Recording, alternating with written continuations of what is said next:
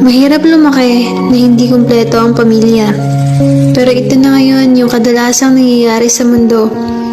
Ginawa ko tong tula na to para sa mga katulad kong lumaki na hindi kasama ang magulang o di kaya tulad kong broken family.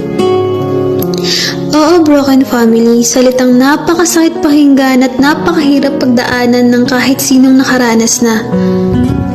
Ma? Pa? Ang dami kong gustong sabihin at itanong sa inyo. Anong nangyari? Bakit hinayaan yung mawasak ang pamilya natin? Bakit hinayaan yung magdusa ako sa pangungulila sa inyo?